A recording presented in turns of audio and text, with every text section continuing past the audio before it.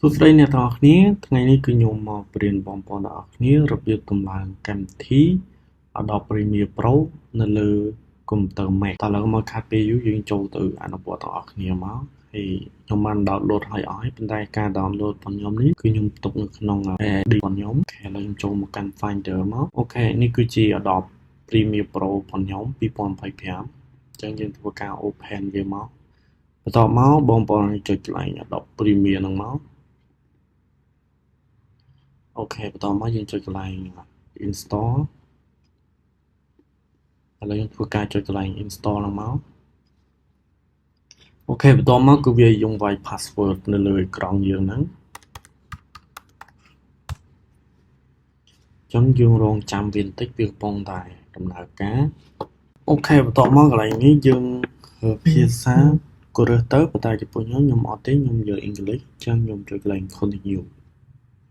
អញ្ចឹងយើងរងចាំវារហូតដល់ 100% គឺយើងអាចដំណើរការបានទេឥឡូវគឺយើងបាន 59% ហើយយើងរងចាំបន្តិចទៀតអូខេបងប្អូនឥឡូវវាឡើងបាន 100% ឥឡូវយើងចុច close វាមកបន្ទាប់មកកន្លែងបន្ទាប់មកបងប្អូននេះចូលមកកាន់ចូលមកកន្លែង extract ហ្នឹងយើងមកធ្វើការតម្លើង Adobe Cloud នេះ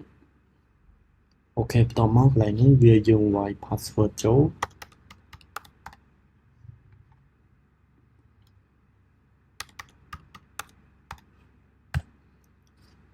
អូខេអញ្ចឹងយើងចុចពី access អញ្ចឹងយើងចុចកន្លែង Premium Pro មកបន្តមកបងប្អូនចុចកន្លែង claim app អូខេបន្តមកយើង quit ចោលបន្តមកទៀតបងប្អូនចូលមកកាន់កន្លែងនេះវិញបន្តមកបងប្អូនធ្វើការតម្លើងកម្មវិធីនេះយើងចុចកន្លែង no account ហ្នឹងបន្តមកវាចេញបែបនេះអញ្ចឹងយើងចុច continue វាមកអូខេបន្តមកយើងចុច continue ទៀតបន្តមកបងប្អូនត្រូវ select 3ហ្នឹងបន្តមកចុច install បន្តមកវាយើងវាយ password ចូលហើយ password ហ្នឹងគឺជា password នៅលើអេក្រង់កុំព្យូទ័ររបស់យើងបងប្អូននេះគឺមាន password កម្មវិធីទេបន្តមកបងប្អូនចុចកន្លែង install software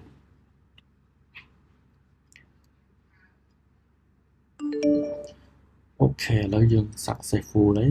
បន្តមកយើង close វាមកអូខេឥឡូវយើងបិទចោលហើយយើងទៅបើក Adobe Premiere ទាំងអស់គ្នាអូខេឥឡូវនេះគឺជា Adobe Premiere របស់យើងអញ្ចឹងយើងធ្វើការចុចបើកវាមកអញ្ចឹងយើងរងចាំវាបន្តិចអូខេបងប្អូនឥឡូវវាចេញមកហើយ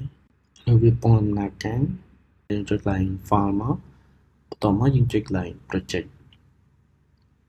បន្តមកយើងសរសេរឈ្មោះសរសេរមកឥឡូវគាត់ខ្ញុំបើកសិនបន្តមកយើងចុច create អូខេអ្នកទាំងអស់គ្នាបន្តមកគឺវាចេញបែបនេះឥឡូវខ្ញុំសាករឿងវីដេអូមួយសិនបន្តមកចុច input នេះបងប្អូននេះគឺបានហើយខ្ញុំសាក play សិន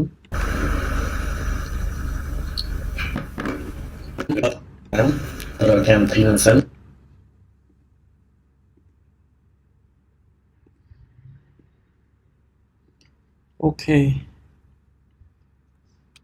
អូខេបងប្អូននេះឥឡូវខ្ញុំតម្លើងបានសញ្ញាចេញអញ្ចឹងបងប្អូននេះអាចធ្វើតាមខ្ញុំបាន